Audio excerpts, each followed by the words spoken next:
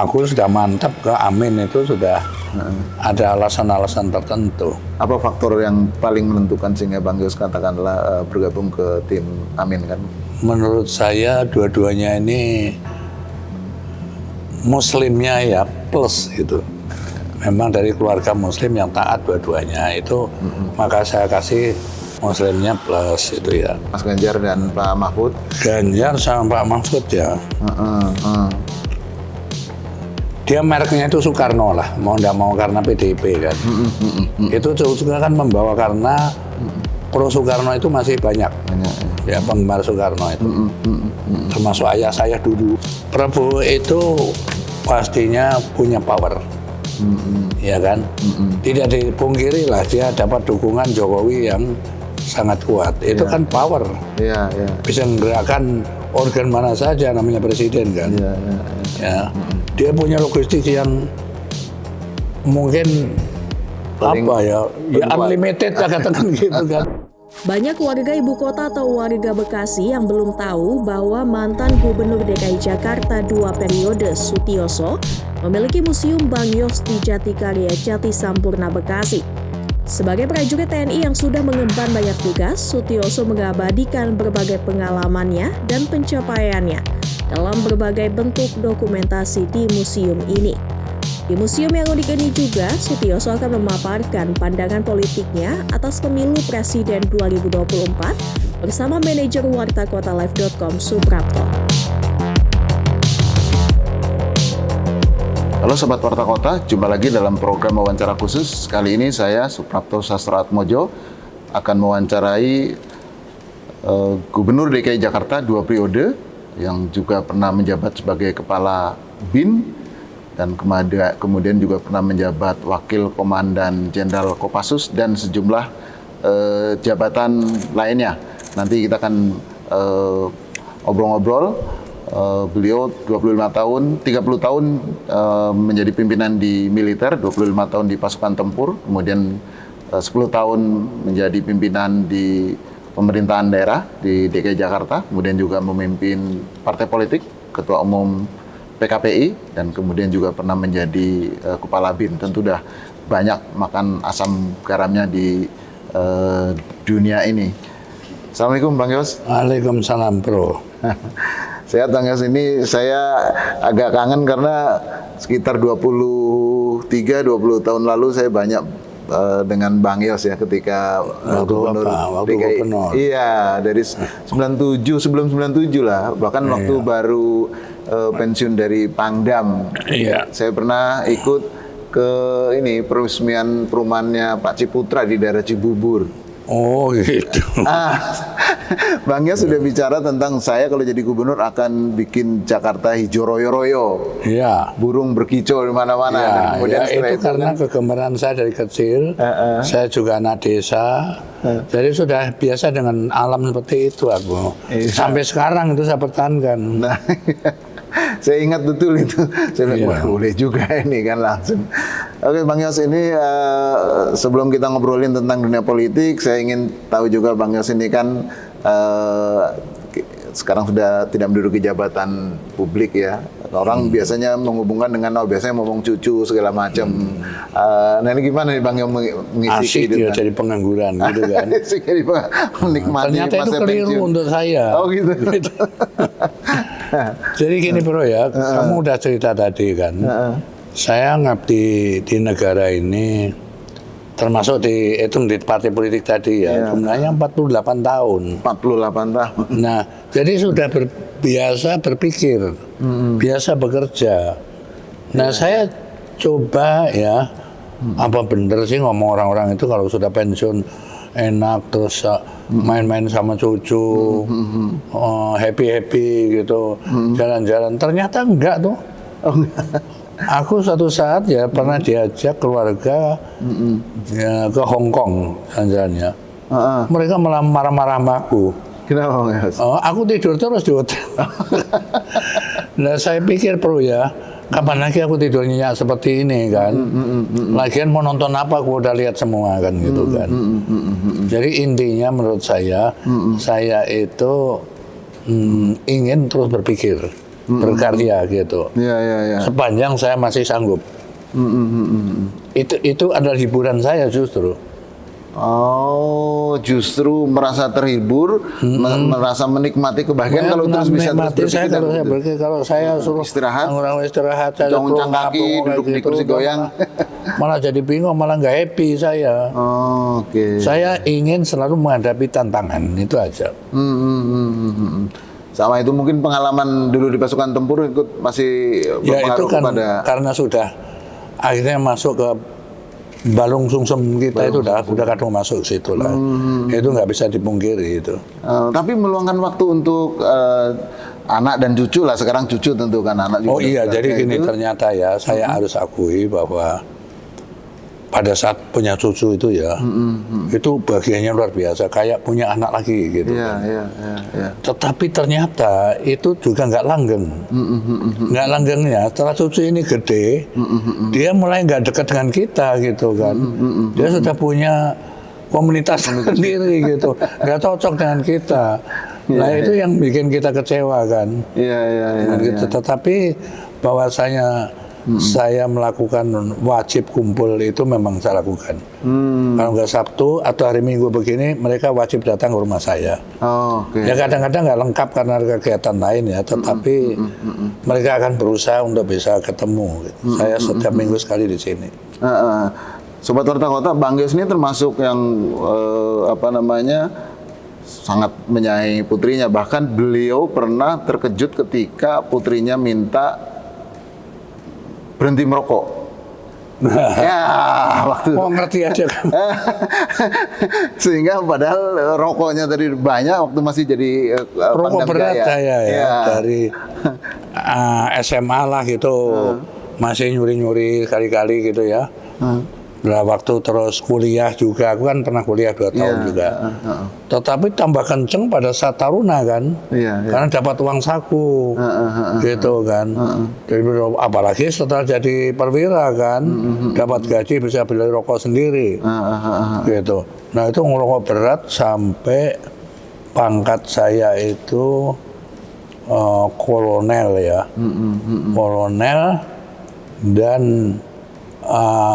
naik ke pangkat brigjen gitu. Jadi supaya kamu tahu Bro ya, saya pangkat itu dari letnan sampai kolonel itu lancar. Di batas minimal yang diizinkan. Terus naik pas. 4 tahun. Tapi saat kolonel terhenti 9 tahun. Oh. Mengapa itu gitu? Menunggu bintang turun. Nah ya karena jabatan di atasnya nggak ada yang kosong. Kalau organisasi militer itu Bro kayak piramida gitu kan. Jadi orang kalau mau naik pangkat harus duduki jabatan lebih tinggi. Nah dari kolonel mau brigjen ini nggak ada yang pensiun, nggak ada yang mati. Dari mereka dioper ke mereka lagi. Ya sudah terhenti lah kita. 9 tahun tuh paling lama ya. Nah, terus saya dari brigjen cerita singkatnya gini. Nah anak saya nomor 1 itu Yesi namanya, itu anak aneh itu kan, anak yang ngertinya itu ya di kamar, terus kalau keluar itu kalau mau makan masuk kamar lagi belajar lagi, itu dari SD sampai dia lulus UI itu rankingnya selalu 1, 2, 3 dia, dan tidak mau pesta-pesta itu nggak mau dia, termasuk ulang tahunnya, gitu kan. Nah persis aku naik brigjen pas ulang tahun dia, gitu kan. Jadi saya tantanglah dia gitu. Oke, yes, sekarang ya kamu pesta, ya ajak teman-teman datang ke rumah papa, gitu, ke rumahmu ini, sekalian merayakan kenaikan pangkat papa, gitu. Oh nggak usah papa, nggak usah. Udah kalau gitu biar nggak repot ke restoran aja, gitu. Jadi kita nggak repot, nggak mau juga gitu. Nah, saking yakinnya karena dia itu nggak pernah aneh-aneh anaknya, saya tanya sama dia, oke yes, kamu minta apa? Sekarang gitu aja lah. Minta dia dari papa apa? Apa ya? Gitu. Kalau Yesi minta mau nggak ya, dikasih nggak ya? Pasti saya kasih. Nggak mungkin dia minta mobil, nggak mungkin sama sekali, aku yakin. Bener ya, bener, salaman dulu, salaman. Ini ada istri, ada mertua saya ini salaman nih. Minta hadiah apa? Hadiah untuk Yesi ulang tahun, mulai besok ulang tahun Yesi, papa berhenti merokok. Oh iya, iya, kaget luar biasa kan, kita nggak ngira kalau itu hadiahnya kan. Wah, itu sesuatu yang luar biasa beratnya karena saya sudah 2 kali gagal sebelum itu. Pertama 3 tahun aku udah berhenti atas kesadaran, merokok lagi. Yang kedua amat singkat 6 tahun, karena begitu aku berhenti merokok, saya sekolah di Australia, pas musim dingin orang pada gini, aku ikut-ikutan kan, putus lagi. Ini yang ketiga ini. Berarti aku sudah nggak ngerokok tahun 95, Brigjen sampai sekarang. Dan itu kemudian timbul yang batuk-batuk itu gimana Bang Yos? Berhenti merokok? Iya, saya kira itu efek lah. Efek ya. Tetapi saya sudah periksa paru-paru saya aja, semuanya oke lah. Oke ya.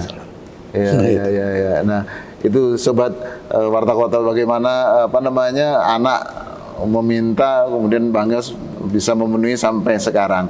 Pernah nggak sekarang cucu yang kemudian menyampaikan permintaan-permintaan yang di luar dugaan seperti Yesi tadi? Enggak, kalau cucu saya sekarang ini kan yang satu memang sudah gede ya, udah kuliah ya. Tapi yang 2 ini kan baru 10 tahun. Permintaan-permintaan nggak ada yang aneh lah.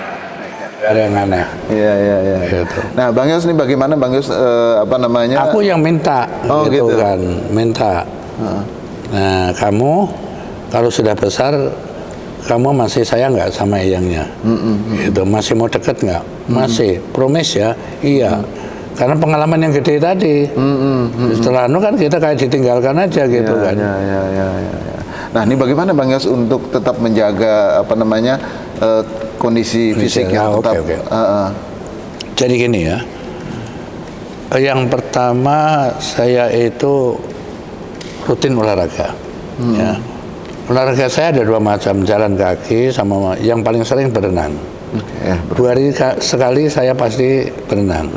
Nah, selingan itu adalah jalan. Jalan juga ngitari kebun itulah gitu.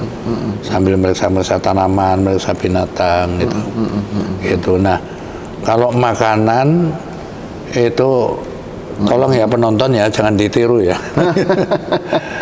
Saya makan apa saja gitu. Sampai sekarang saya makan kambing, saya makan jerohan. Jerohan itu ternyata ati, ya rempelo, ya usus saya makan. Terus nggak ada yang saya pantang makan. Ya. Sampai sekarang? Sampai sekarang, cuman ada begini ya. Iya. Saya harus ngomong jujur juga bahwa saya dalam perawatan seorang dokter ya. Dokter itu namanya Dokter Widya. Oke. Nah, kecuali kalau pas sakit tentu ada dokter lain ya. Persis tiba-tiba kita sakit perut itu, tiba-tiba ada apa gitu. Tetapi yang rutin. Nah, Dokter Widya ini bukan dokter ngobatin orang sakit, jangan salah. Bro. Dia adalah maintenance kesehatan kita. Gitu. Jadi setiap 6 bulan saya periksa darah saya. Ya, di situ dia baca secara teliti. Gula darah saya, tensi saya, apa asam urat itu. Nah, ini dinetralisir dan dikasih suplemen. Ingat, dia nggak pernah ngasih obat, dia ngasih suplemen. Suplemen ya. Yang dulu pabrik karena udah tua, udah tutup, dia hidupkan lagi gitu supaya berproduksi lagi. Kira-kira kayak gitu. Itulah. Jadi lebih maintenance ya, bukan mengobati ya. Iya, mengobati. Jadi olahraga saya kecuali tadi saya jalan kaki, saya juga suka angkat berat dikit lah. Tarik-tarik ini, angkat beban gitu supaya kaki saya juga terus saya latih gitu supaya tetap kuat berdirinya. Gitu. Kalau istirahat sehari itu misalkan ada jadwal, misalnya harus tidur malam mulai jam berapa? Saya nyenyak tidur. Saya nyenyak tidur. Jadi karena saya olahraga saya selalu bikin lelah. Gitu. Kalau saya berenang itu sampai lelah betul saya. Jadi malamnya itu pulas tidurnya. Jadi deep sleep ya, jadi tambah sehat ya. Tapi ada jadwal rutin nggak? Misalnya jam 10 malam harus sudah mulai tidur? Iya, jam 10 aku sudah selesai. Kalau siang? Jam 10, 11 saya amat sukar tidur siang, itu amat sukar. Ya. Kadang-kadang bisa kalau kecapean sekali bisa, tetapi jarang lah. Nah, minuman mungkin selain suplemen yang dari dokter. Kalau kamu jangan tanya lagi kan aku minum apa saja. Es aku enggak. Es enggak ya. Ya. Jadi jus, udah tahu kopi, udah pasti sering kopi itu tiap hari aku. Iya. Nggak bisa aku nggak minum kopi. Oh, nggak ada. Kalau jamu ada khusus nggak jamu? Nggak pernah jamu. Karena aku sudah memakan suplemen itu tadi. Iya. Dan sejauh ini ada nggak ya sesuatu yang dirasakan Bang Yos di usia sekarang Bang Yos ini? Apa ya? Nggak, aku pernah memang kemarin kena serangan perut itu Iya, kan ya. Itu baru ke dokter. Ternyata memang ada infeksi di usus lah gitu. Dan udah selesai, udah diobatin. Sudah selesai, sudah diobatin ya. Nah, Sobat Warta Kota, sebelum kita ngobrolin tentang aktivitas beliau di dunia politik dan pengalaman beliau memimpin Jakarta dengan 5 gubernur loh. Mungkin satu-satunya 5 presiden, satu-satunya gubernur yang pernah melayani 5 presiden, mulai dari era Orde Baru, masa transisi sampai masa reformasi. Nanti kita obrolin setelah berikut ini. Kembali lagi dalam program wawancara khusus. Bang Yos, kita tahu bahwa KPU telah menetapkan 3 pasangan presiden dan wakil presiden, yaitu Pak Anies Baswedan dengan Mohaimin Iskandar, kemudian Pak Prabowo dengan Mas Gibran, dan kemudian Mas Ganjar dengan Pak Mahfud. Nah, dalam pandangan Bang Yos nih, yang sudah banyak makan asam garam dunia perpolitikan Indonesia, bagaimana Saya menilainya begini ya. tersebut? Pada saat pemilunya zaman SBY ya 2004, 2009, pasangannya juga lebih dari 2 ya. Ya. Terus habis itu 2009, 2014 juga 5 kalau tidak salah. Iya, betul. Tapi mulai 2014, 2019 hanya 2. Betul. Ini menurut saya untuk demokrasi kurang baik. Kalau 2 calon. Karena kalau tidak suka ini, kita mau tidak mau harus milih ini. Iya. Padahal kita nggak suka ini sama nggak suka ini, akhirnya kita jadi golput. Nah, itu nggak baik. Tapi kalau ada 3 atau lebih, masyarakat boleh memilih mana yang terbaik dari semua calon yang pertama. Nah, tentu saja 3 calon ini di mata saya pro ya. Ya tentu secara objektif ada lebih ada kurangnya masing-masing lah. Itu udah pasti ya. Kalau saya pilih katakan ya kelebihannya nomor 1 dulu ya. Iya. Amin. Amin ini menurut saya dua-duanya ini Muslimnya ya plus gitu. Muslimnya plus. Yang saya maksud plus itu begini. Ya. Dia Muslim yang harus saya akui jujur aja pasti lebih dari saya lah. Ya. Dia bisa jadi imam masjid, dia bisa jadi khotib gitu. Dua-duanya lah gitu ya. Memang dari keluarga Muslim yang taat dua-duanya itu, maka saya kasih Muslimnya plus itu ya. Nah. Lalu dua-duanya ini menurut saya antara Caimin dengan Anies ini bisa saling mengisi. Bisa saling mengisi ya. Khusus untuk Anies coba kita hubungin ya.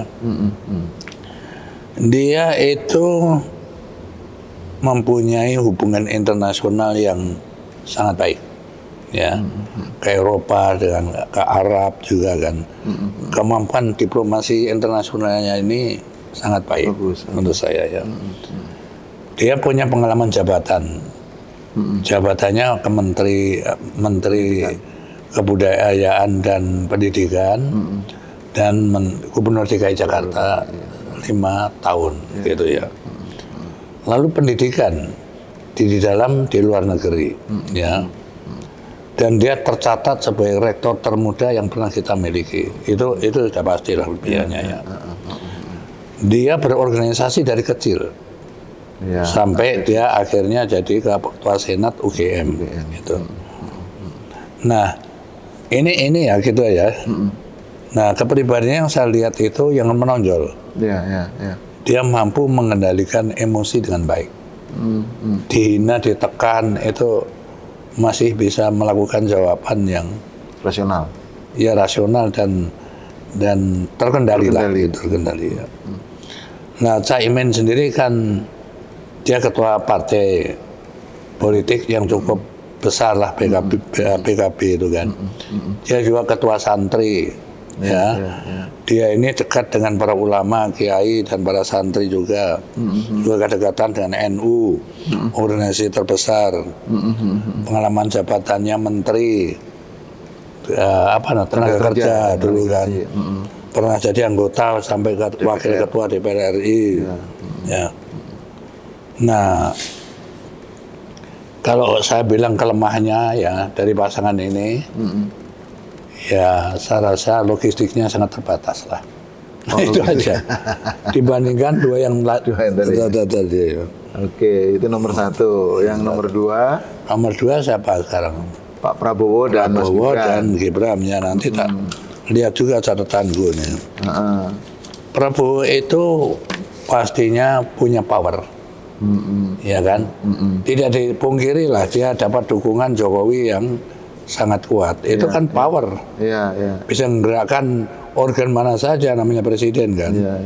Ya. Dia punya logistik yang mungkin Paling ya unlimited lah katakan gitu kan. Dia memang sudah kaya, ya. Terus banyak bergabung di situ juga, belum dukungan dari banyak pihak kan. Ya.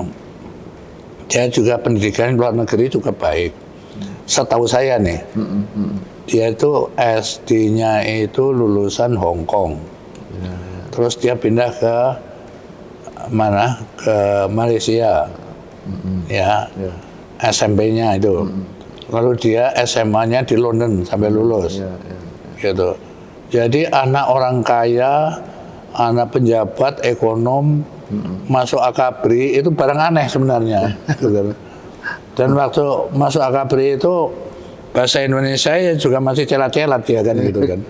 Artinya saya ingin mengatakan Prabowo itu menguasai bahasa asing Banyak ya. Dan yang positif saya lihat di mata saya ya, Prabowo itu tahu nggak hobinya dia? Baca ya. gitu kan. Aku pergi berapa kali sama dia. Aku kan di pesawat lagi first class kan. Waduh, duduknya kapan lagi tidurnya ya? Tadi pasti dia lagi gini baca. Nanti di hotel saya lihat dia lagi baca. Itu memang kelebihan dia. Gitu. Nah kelemahannya, saya tidak mau bilang, gitu kan. Biar dicari sendirilah. Tetapi tadi, meski sama-sama aktif di pasukan komando ya? Ya, aku tahu banyak dia lah kan, aku sama-sama di komando. Waktu di Kostrad bareng, aku ditarik lagi ke komando, aku disuruh ke Amerika, aku ngajak dia, lalu aku ditarik lagi ke Kopassus ketiga kalinya, saya ambil lagi ke Kopassus. Jadi hubungan kita sudah kayak kakak adik gitu. Itu masanya gitu ya. Gibran, Mas Gibran? Ya sama. Mas Gibran kelebihannya kan muda aja gitu. Kelemahannya apa nggak usah katakan, biar orang lain aja yang katakan sendiri. Prabowo juga begitu, aku nggak mau mengatakan lah, nanti aku dibully orang kan. Gitu. Kalau kelemahannya yang Caimin ya, justru aku berani mengatakan dia memang nggak punya duit lah, katakan gitu.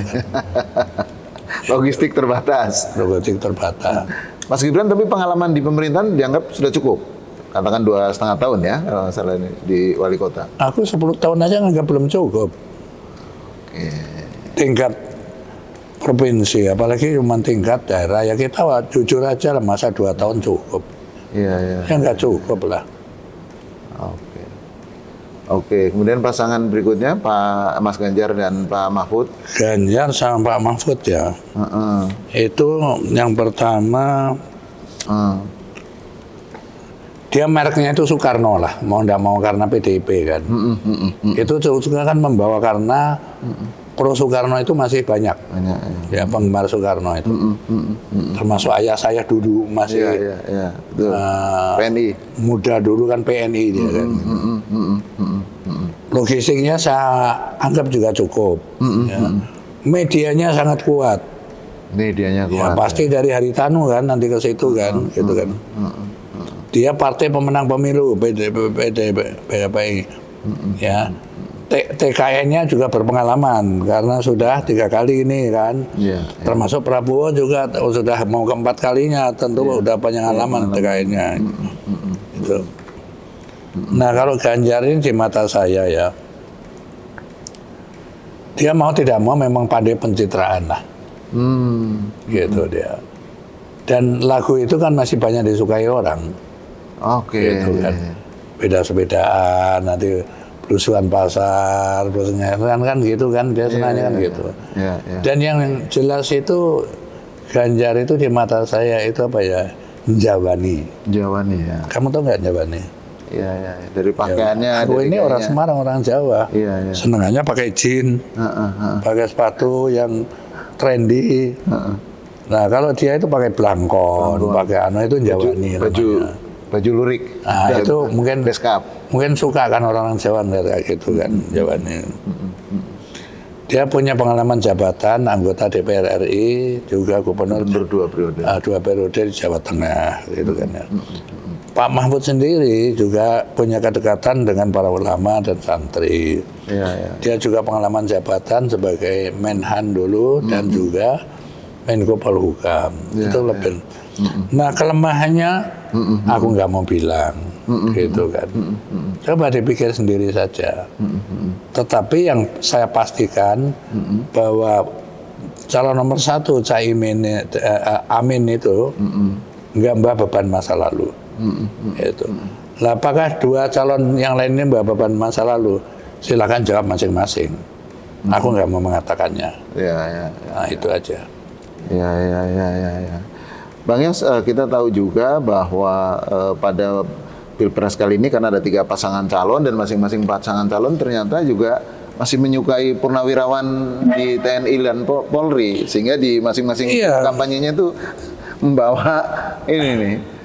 Jadi gini bro ya, purnawirawan itu setelah statusnya purnawirawan, itu seperti orang sipil dia, hak-haknya termasuk hak politiknya. Saya senang begitu tersebar itu artinya inilah demokrasi. Jadi tentu saja para purnawirawan perwira tinggi terutama ini punya pikiran masing-masing bahwa mana yang sebenarnya cocok memimpin negeri ini nanti, gitu kan. Satu sama lain berbeda politik bagi kita nggak masalah, tapi hubungan pribadi antara kita dengan satu sama lain itu selalu terjaga. Jangan satu angkatan lain angkatan aja kita kayak kakak adik. Gitu. Jadi nggak akan khawatirkan siapapun menang pasti nanti purnawirawan itu akan kumpul kembali Ya. Tapi kan purnawirawan memang secara organisatoris sudah tidak punya garis komando, tetapi junior-juniornya kan masih segan jangan-jangan. Misalkan Bang Yos mungkin ada juniornya yang saat ini jadi perwira tinggi, misalnya dulu pernah dekat, masih aktif gitu. Mungkin nggak menggunakan jalur-jalur itu untuk katakanlah mengontak yang bersangkutan agar meminta dukungan. Saya nggak akan pernah. Saya hanya ingin mereka justru netral saja.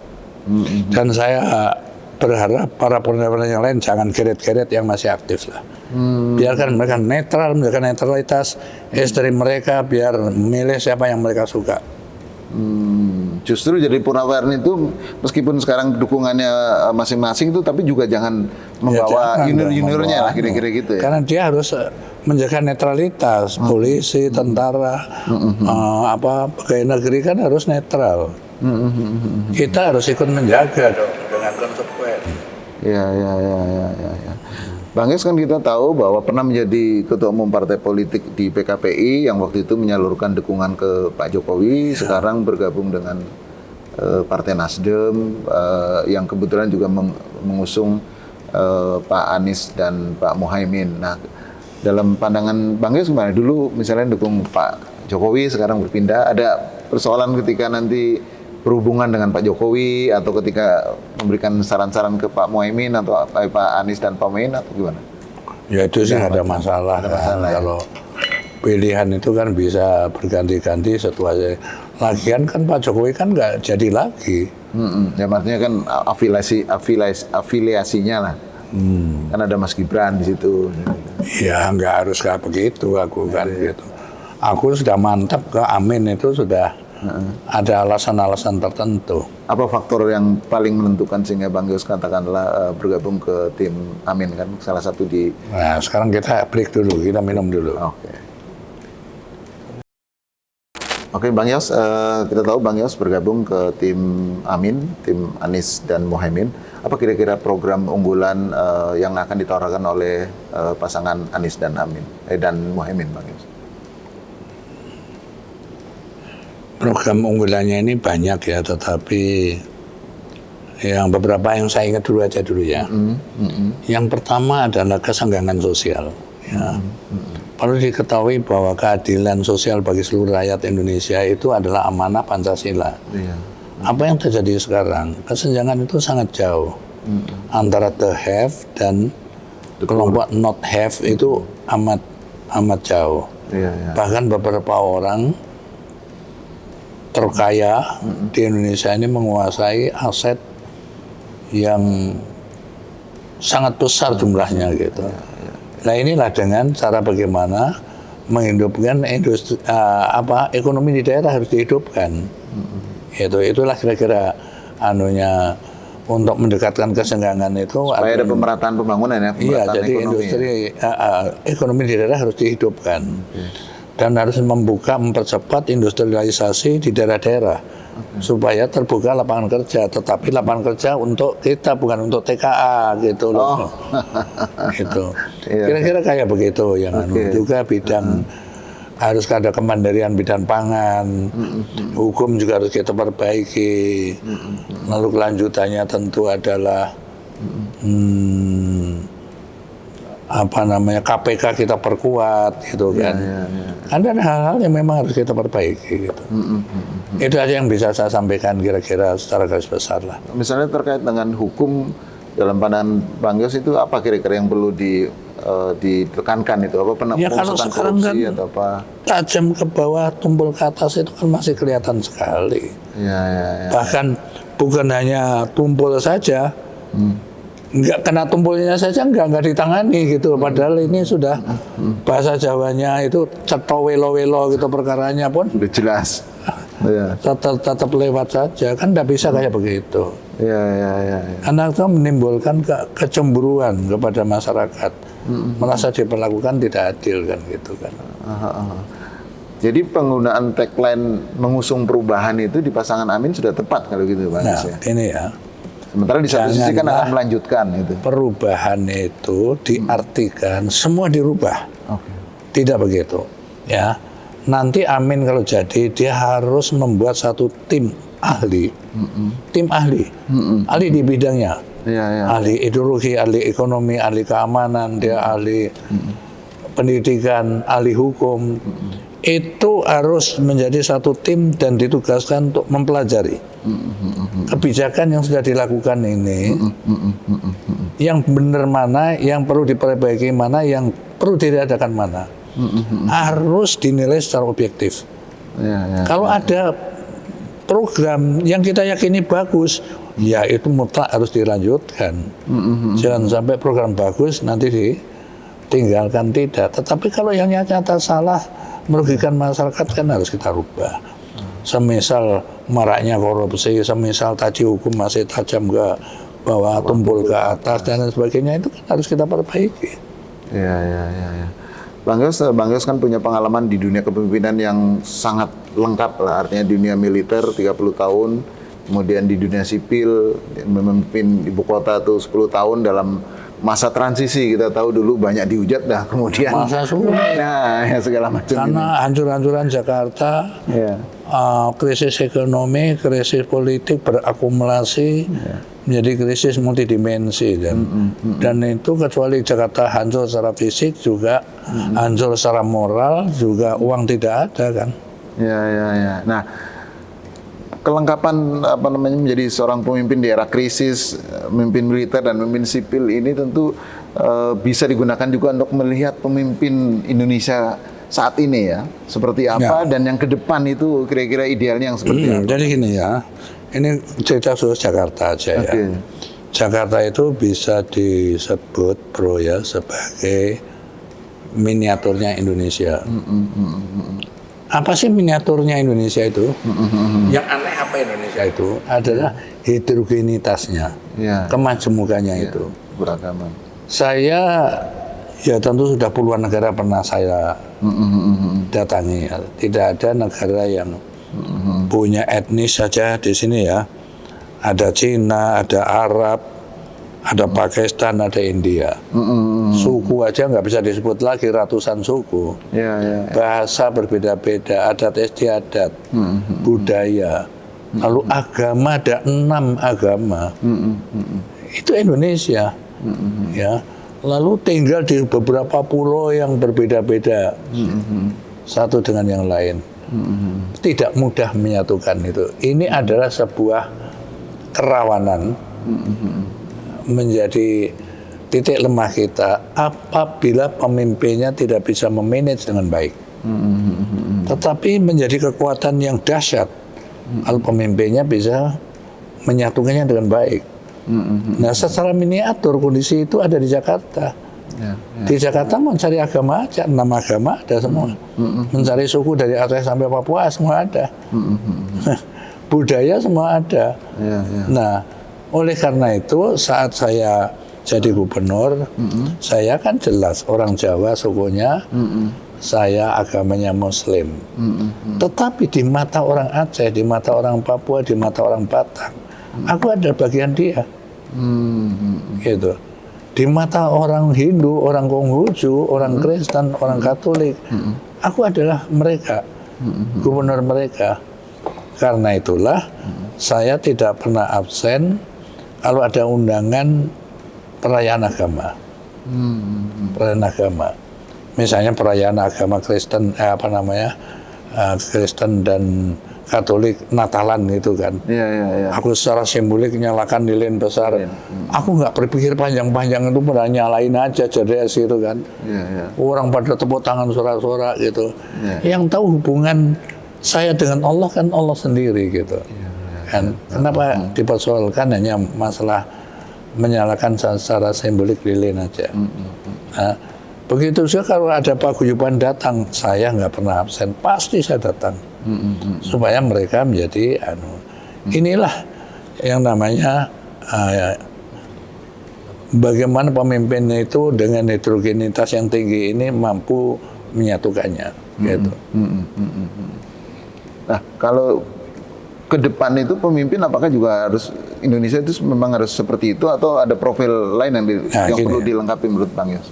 Saya akan mencerita secara umum lah. Ya. Pemimpin itu kan mulai dari kepala daerah, katakan mulai wali kota, bupati, gubernur, sampai presiden kan gitu. Saya ingin cerita pro ya, tentang azas kepemimpinan ABRI, TNI. Dan azas kepemimpinan itu telah dikaji ya secara ilmiah dan diperhitungkan dari semua aspek. Artinya apa? Artinya azas kepemimpinan ABRI itu bisa diterapkan oleh orang-orang sipil juga untuk semuanya orang gitu kan. Apa? Azas yang pertama adalah takwa. Takwa itu orang namanya pemimpin kan harus menyembah Allah Subhanahu wa Ta'ala sesuai dengan agama masing-masing. Ya kan, satu itu. Semuanya ada 11 nih. Mudah-mudahan aku ingat ya. Yang satu takwa. Takwa satu. Yang kedua ingar sosong tulodo. Memberikan contoh. Ini bahasa Sanskerta. Engarso kalau di depan sung tulodo kita harus menjadi teladan. Dalam pertempuran, ayo serbu, jangan takut. Kita di depan, kita gitu. Jadi prajurit nggak ada yang takut dalam pertempuran. Di dalam pemimpinan sipil saya juga, ayo selesaikan ini masalah. Banjir masa nggak bisa sih, ayo kita tangani. Gitulah. Itu sungarso sung tulodo, engarso sung tulodo. Masuk contoh dalam membangun demokrasi juga ya mestinya ya. Iya. Jadi kita harus melakukan juga sama mereka, membangun keberanian dan kebersamaan mereka. Ya. Terus nomor berapa tuh? Nomor 3. Ing matyo mangun karso. Bahasa Sanskerta lagi. Ing matyo itu kalau di tengah mangun karso. Udah dapat masalah kita ngariung. Ayo gimana gitu. Ayo kita atasi dengan cara begini. Kita jelaskan sebenarnya. Ayo semangat. Ini bukan kita nggak bisa masih bisa kita lawan dia kalau dalam pertempuran. Masih kita selesaikan masalah itu. Ayo, gitu. Maka kalau di dalam volley itu ada orang time out, gitu kan? Karena disemesin mati terus kan, time out ya. Ayo terus gini, gitu. Nah, itu udah gambaran lah. Yang Matteo Mancarso itu. Ayo, kita bisa kalahkan dia. Gitu. Nomor berapa tadi? Nomor 3, nomor 4. Nomor 4 itu, nah kalau di belakang, Tutpuri Handayani. Apa artinya Tutpuri Handayani? Kalau kita di belakang, ayo maju, maju. Kamu lewat sektor kiri, kamu lewat sektor kanan, ayo. Gitu. Gitu. Jadi Tutpuri Handayani itu artinya dia harus memberikan semangat juga kepada anak buahnya ini. Gitu. Ya, kalau di belakang, bukan di belakang tuh kita belakang begini, ayo kalian maju, aku di belakang, bukan kayak begitu, gitu kan. Nah, yang keberapa sekarang? Kelima itu namanya Waspada Purbawaseso. Waspada, oke. Lu orang mana? Orang Jawa juga. Ya, harusnya ngerti ya. Iya. Nah, masuk apa tadi? Waspada Purbawaseso. Waspada Purbawaseso itu waspada. Kita harus waspada terus. Ini ada apa? Jangan tiba-tiba kita kena serangan mendadak diserang negara lain kita nggak tahu. Ya, kita harus pandai mengantisipasi. Kita harus berpikir forecast. Udah ke depan udah kita perhitungkan. Itu kan. Nah, itu waspada, seorang pemimpin itu harus waspada, jangan sampai terdadak. Jangan lengah. Terdadak itu adalah sesuatu yang tabu. Ya. 6. Ya, 6 ini yang nggak kalah pentingnya ini. Ambek Parama Arta. Mendahulukan yang penting. Prioritas gitu. Lah aku nggak punya duitku terbatas. Ya kan? Karena krisis ekonomi. Tiba-tiba aku pengen bangun, air mancur yang indah gitu. Itu kan namanya bukan Ambek Parama Arta. Utang misalnya Bang Yos? Nah, ya utangnya banyak, jangan bangun yang aneh-aneh lah kan gitu kan. Itu kan kamu yang menilai gitu kan, gitu kan. Jadi maksud saya cerita itu, mari kita nilai semua pimpinan di tingkat mungkin Pak Lurah, Pak Camat, Pak Wali Kota, Bupati, Gubernur sampai Presiden, mari kita nilai apakah melaksanakan itu. Ambek Parama Arta, mendahulukan yang penting. Ini sudah perlu prioritas apa belum ya jangan dulu kan gitu kan. Mudah mengerti ya kalau Ambek Parama Arta ini ya. Nomor 7 adalah Prasojo. Prasojo itu sederhana. Sederhana dalam sikap, dalam perkataan, gitu. Kita kalau ngomong sama rakyat, bukan you ngerti? It's very easy, you know that? Gitu. Sama rakyat misalnya kan, apa ya, itu sahaja kan enggak. Pripun panjenengan sehat? Ngertos nggih, sampean nggih. Masalah ini kados ngeten, misalnya kan gitu kan. Nanti kalau pakai bahasa orang ya berusaha lah kumaha bapak damang sadayana misalnya kan gitu kan. Itu pemimpin harus saya prasojo itu dengan ucapan juga dengan perbuatan. Jangan misalnya kamu prasojo, wah pakaiannya nggak pernah yang mahal, sepatunya cat harga murahan, tapi kamu kemudian sunatan besar-besaran kan gitu. Ya itu kan namanya kan nggak sesuai.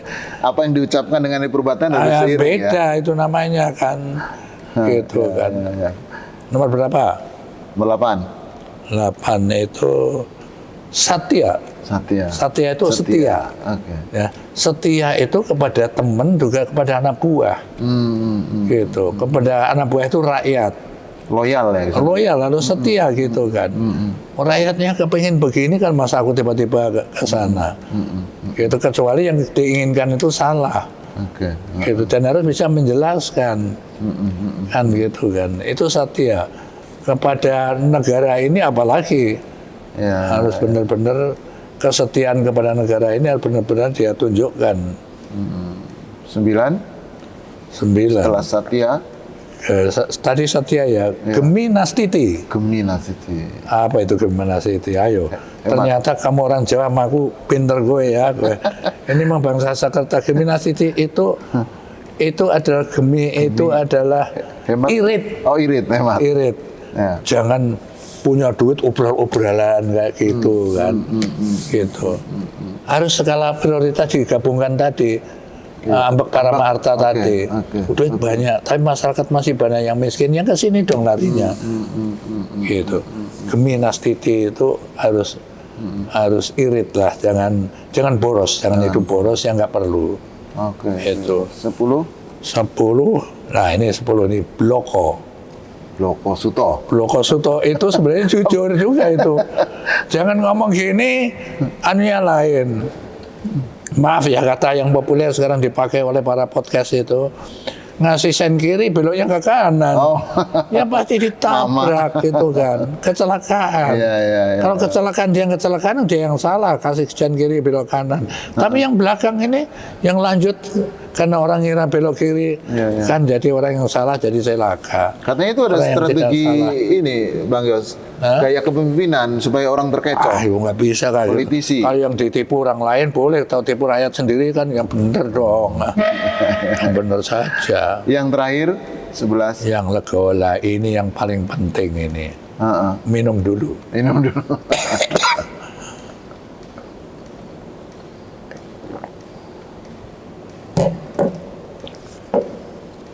Yang paling akhir nih ya. Pro paling akhir ya. Iya, 11. Dengar baik-baik. Legowo. Oke. Legowo, harus ikhlas.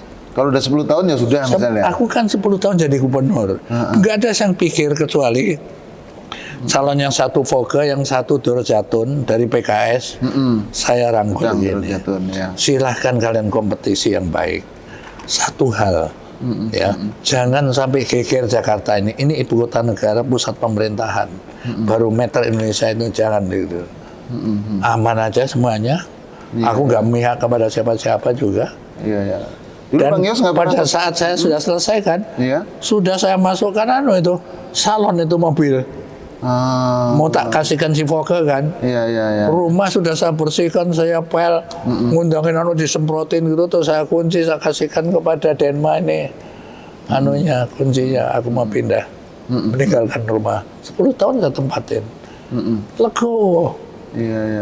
Ada akhirnya, kekuasaan itu bukan melekat di diri kita terus. Ada saatnya kita berhenti. Gitu. Contoh, aku jadi ketua PKPI. Aku ketua, anak saya namanya Dimas, ketua pemuda PKPI.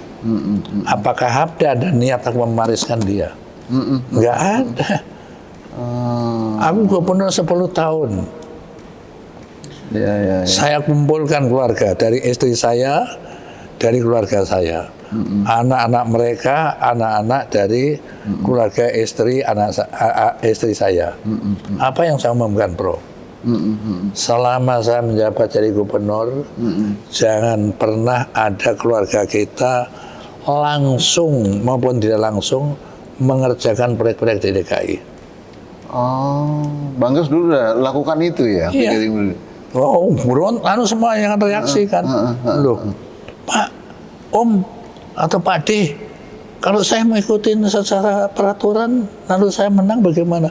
Kamu mau peraturan, mau pakai aturan yang benar begitu, ada pasti nama keluarga saya, pasti kita didengkain, cari rezeki tempat lain. Nah, supaya benar-benar tidak terjadi di kantor, di semua dinas, biro, wali kota, bupati, apapun bagiannya, asisten yang mengelola anggaran, satu hal ingat. Saat saya tahu di tempatmu ada anggaran yang ditangani oleh ada orang lain atau langsung maupun tidak langsung ada nama keluarga saya, hari itu kamu saya pecat. Udah langsung tegaskan begitu, Bang? Iya, aman aku 10 tahun. Ngapain aku udah.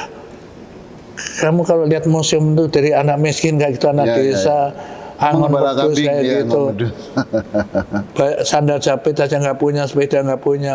Udah jadi gini aku nyari penyakit gendeng namanya aku.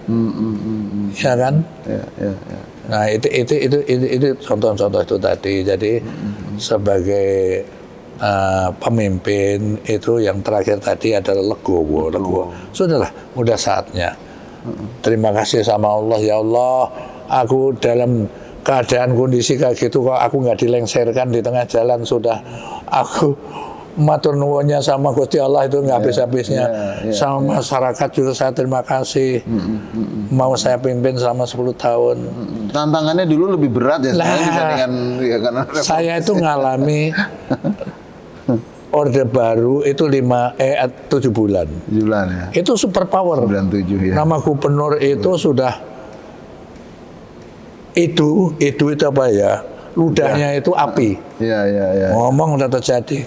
DPRD itu tukang sampel saja. Iya, iya, iya, iya. Begitu reformasi terbalik. Iya, iya, iya. Mereka yang lidah api, saya yang dikuyok-kuyok Iya, habis-habisan. LPG setiap tahun bisa Tiap tahun diancam. suruh laporan. Iya, iya. Laporan belum saya bikin sudah kaur-kaur. Nanti laporan gubernur akan kita tolak.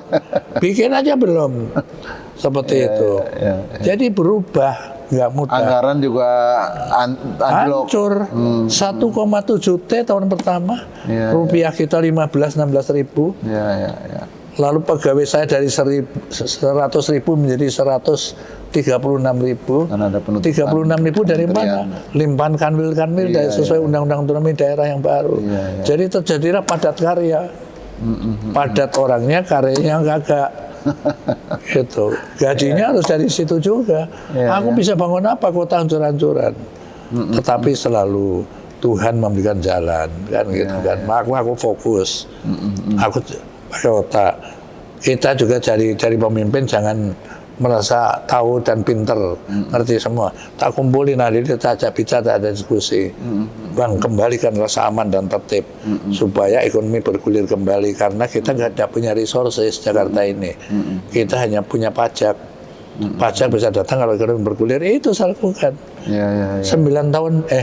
5 tahun pertama saya sudah dari 1,7 sudah 9,6 triliun. Iya, kaki lima yang dulu Rupiah ditertibkan kita- kemudian difasilitasi tenda biru itu Iya. ya. Rupiah kita Jualan. 10.000. Ya, ya.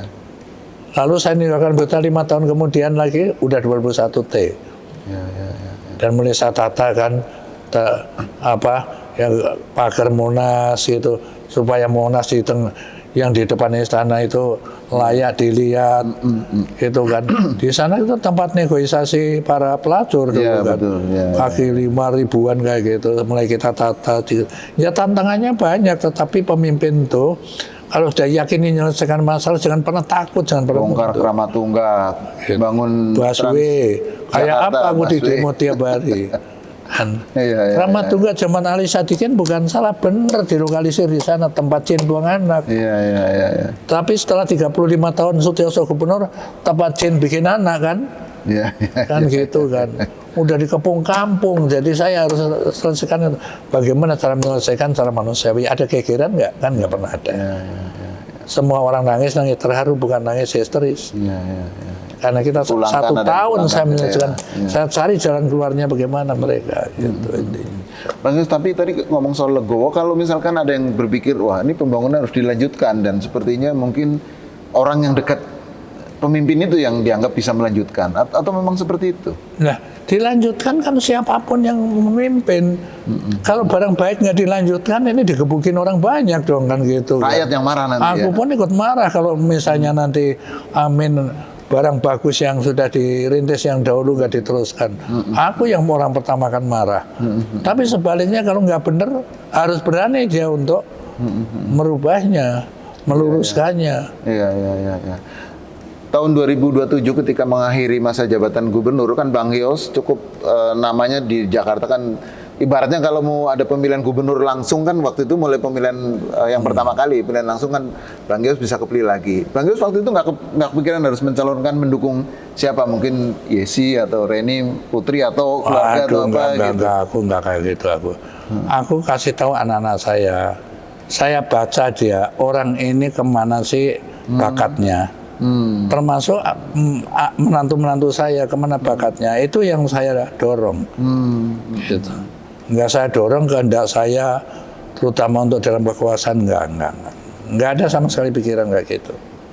Oh, jadi legowo itu sikap pemimpin yang justru akan membuat pimpin itu hidupnya tenang setelah mengakhiri Ya jabatan. tenang dalam karena aku kan nggak meninggalkan masalah.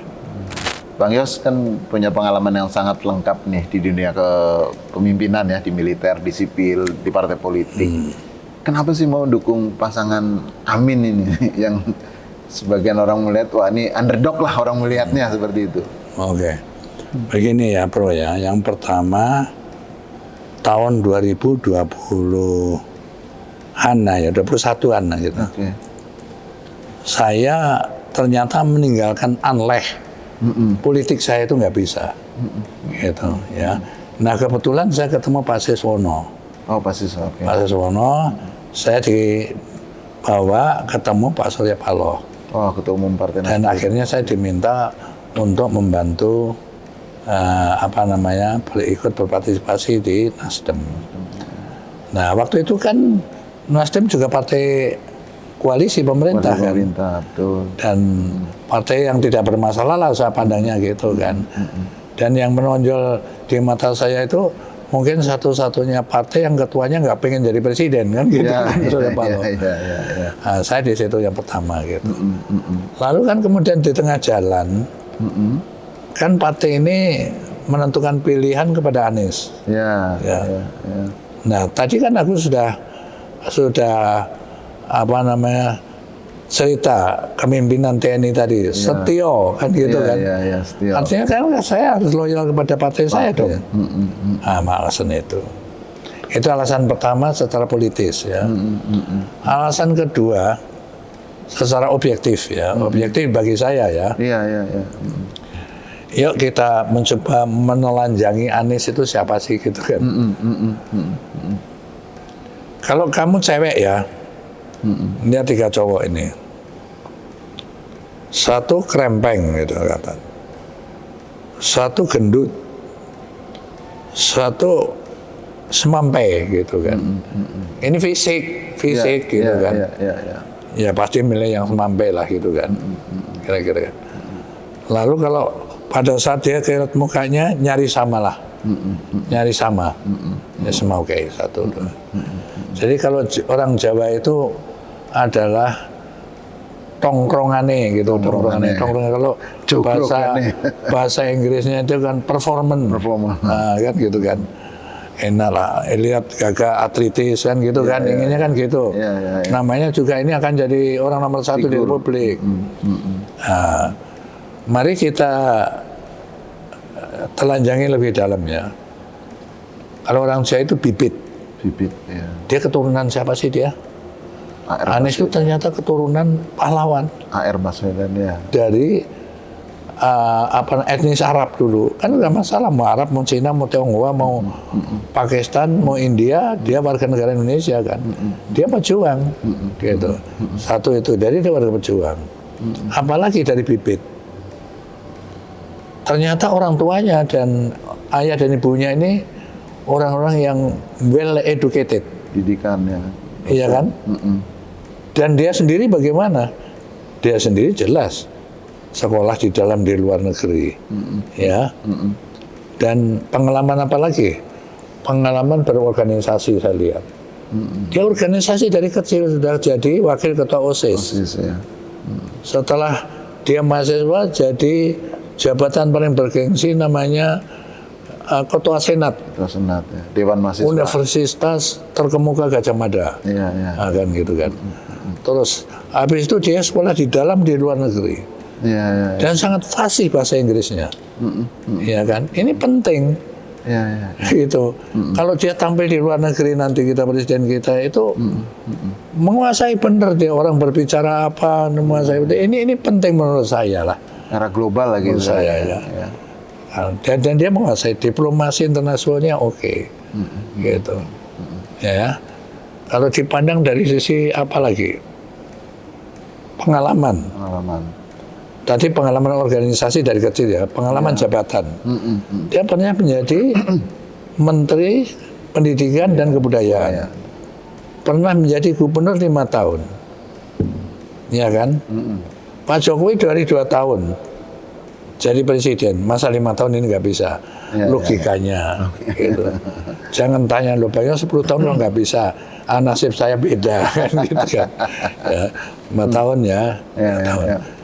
Nah, terus tadi kamu ngomong apa soal politik identitas yang seringkali Pak Anies kan dikaitkan dengan ini. Selalu dikaitkan identitas. Itu jawabannya dengan sederhana saja. Selama 5 tahun jadi gubernur, pernah nggak dia misalnya melakukan katakan memperlakukan agama dengan cara diskriminasi misalnya? Pernah nggak ada perselisihan atau yang nuansanya sara? Perselisihan antar umat beragama Suku, misalnya agama, ras, antar golongan. Saya kira nggak pernah terjadi. Dia juga dekat pastor, dekat dengan orang-orang Konghucu juga dekat semuanya. Identitas. Itu adalah senjata lawan untuk selalu mengground dia. Nah, sekarang begini. Pemilihan lurah ya. Pro, kamu saingan sama saya, lurah. Terus di sebuah kawasan, di situ ada daerah pelacuran tuh, Suaranya itu 1.000 orang gitu. Gitu. Dalam pemilihan lurah ini, ya, waktu mencalonkan dia milih pro. Oh, di daerah pelacuran itu. Ya. Kamu terima apa enggak? Ya, diterima lah. Ya diterima dong, masa enggak? Apakah kamu setelah jadi Pak Lurah atau Pak Camat terus kamu jadi pelacur? Kan enggak juga, atau jangan pelacur. Juga enggak kayak begitu. Ini namanya suara kan. Ya. Dari kelompok radikal suaranya, apa kita terus menjadi radikal juga enggak kan gitu. Dan aku amat yakin Anies bukan model yang kayak begitu. Dia orang yang saya katakan well educated. Dia ngerti apa yang harus dia lakukan. Saya rasa dia nggak akan melakukan gitu. Kalau dia sampai kayak begitu, aku yang pertama yang melempar batu nanti. Karena aku amat yakin, tidak perlu. Udah terbukti dia 5 tahun, dia bisa memimpin dengan baik. Dan yang terakhir, aku yang suka dia apa? Dia punya selera. Selera dia itu tinggi. Waktu dulu aku busway bikin halte kayak gitu, tak pikir udah keren kan. Ganti sama dia kayak gitu. Jadi pinisi Nusantara. Nah, itu dapat pujian di mana-mana di luar negeri. Ya kan, jalan protokol ditata yang jauh lebih baik dari waktu saya. Ya kecuali dia punya selera, dia punya duit kan dulu. Aku juga punya selera, nggak punya duit dulu kan gitu kan. Gitu. Tapi oke lah, aku membaca dia itu gitu. Dan yang paling penting lagi, secara pribadi, tadi kan sudah di sini ya, kan di sini. Dia itu orang yang mampu mengendalikan emosi dengan baik. Dia dihajar, dia kan tetap senyum kan, dan jawabnya juga sangat rasional. Itu enggak menggebu-gebu, enggak marah-marah, enggak. Itu yang saya lihat. Sehingga sekali lagi, kalau kamu bertanya kenapa enggak ini juga baik, ini juga baik. Jawaban saya adalah why not the best? Itu saja. Dan di mata saya dialah yang the best. Bang Yos, nah ngobrolin tentang dengan Bang Yos ini kurang lengkap kalau nggak ngobrolin tentang perjuangan Bang Yos di Indonesia, khususnya di Timor Leste. Nah, saya pengen tanya nih Bang Yos, nih gambar yang di belakang ini, patung yang di belakang ini, tentara pakai blue jean ini. Nah, ini. Jadi dulu pernah ada operasi yang namanya clandestine. Saya mau buka sekarang karena di dalam intelijen itu 25 tahun operasi itu boleh dibuka intelijen. Bukan rahasia lagi. Iya, itu udah dunia lah itu. CIA juga buka operasi di Timur Tengah, di Afghanistan dibuka setelah 25 tahun. Ya kan? Lah ini tahun 75. Jadi berapa tahun itu? Udah 27 tahun yang lalu. Udah boleh dibuka berarti. Ya boleh kan. Nah, gimana ceritanya? Jadi dulu sebenarnya secara de facto ya sudah kocar-kacir lah yang melawan Fretilin, yang ingin bergabung dengan Indonesia atau yang ingin merdeka itu sudah pada kabur ke Indonesia gitu. Nah, kita harus kesankan bahwa masih ada sukarelawan yang melawan ke sana. Inilah sukarelawannya. Ya. Anggota saya Kopassus, tetapi saya membawa sukarelawan beneran, orang tim-tim 10 orang saya bawa masuk ke dalam. Nah, ini operasi ini namanya operasi one way ticket. Di satu jalan diharapkan nggak kembali lagi. Iya, kembalinya assalamualaikum masing-masing lah gitu kan. Karena kan masih ada Portugis, mereka masih lengkap senjatanya, kita kelompok kecil. Dan semuanya kan identitasnya aku bukan TNI, aku pakaian sipil, ini pakaian saya persis. Bajunya warnanya itu, celananya ini senjatanya AK, topi koboi, rambutnya panjang kayak gini. Ini yang membuat adalah pematung yang terkenal di Jogja ini. Dia ngeliat foto, terus dia bikin. Ya.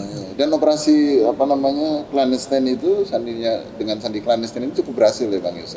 Waktu itu ya berhasil kan, kita kan terus langsung lah padat. Ini kan bulan Agustus. 75. Nah, 75 tahun bulan Desember, tanggal 7 Desember kan serangan terbuka ke Dili.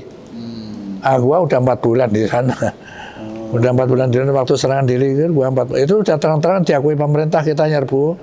Tim-tim itu udah diakui secara langsung pemerintah. Jadi saya 5 kali beroperasi ya. Pertama di Kalbar, saya menjadi komandan peleton Combat Intel. Ini joint operation dengan Malaysia. Oke. Terus tim-tim, kapten saya disusupkan sendiri ke tim-tim oleh Pak Benny Murdani untuk melakukan penyelidikan. Nah, ketiga saya masuk ini, saya langsung dengan pasukan. Kalau tadi kan masih keluar masuk aku untuk mengetahui situasi aja. Nah, ini masuk sekarang. Habis dari sana terus saya sekolah intelijen strategis, sudah selesai. Laporan Pak, saya sudah selesai Pak. Waduh Yos, aku mau ngomong gak enak nih sama kamu. Ada apa Pak? Kamu harus berangkat lagi ke tim-tim. Siap, berangkat lagi. Tapi saya guys staf intelijen di Kodankam. Nah, konon katanya aku suruh berhenti lah. Istirahat sudah 4 kali. Tahu-tahu ada Aceh. Gerakan Aceh Merdeka Pimpinan Santero. Akhirnya aku juga yang dikirim. Udah 5 kali aku udah kenyang lah. Operasi intelijen juga. Intelijen semua intelijen. Langsung masuk. Iya. Saya selalu beroperasi karena saya di pasukan Sandi Yuda. Jadi di Kopassus itu ada satuan para komando yang kayak infanteri biasa tetapi diorganize lebih kecil dan mempunyai kemampuan yang lebih besar gitu. Nah di atasnya ini pasukan kecil namanya Sandi Yuda. Isinya hanya bintara sama perwira aja. Dan kita jarang sekali pakaian dinas pakai baret merah, yang paling sering pakaian begini. Paling berkesan ketika operasi di Timur dulu apa Pak? Inilah. Ini paling berkesan. Ceritanya amat panjang. Bapak Blur, aku hampir nggak bisa masuk Indonesia lagi. Dicegat di mana-mana, logistik kita udah kurang. Habis logistik kita. Aku makan seadanya aja selama di dalam itu.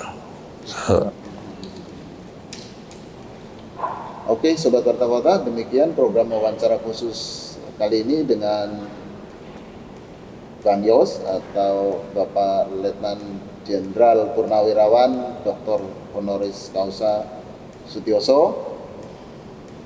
Sudah banyak yang diungkapkan pengalaman kepemimpinan beliau baik di militer, di sipil, di partai politik dan saat ini yang bergabung di Partai Nasdem.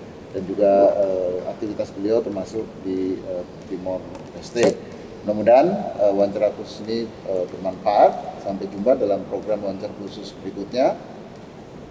Selamat jumpa. Salam warahmatullahi wabarakatuh. Jangan lupa subscribe ya.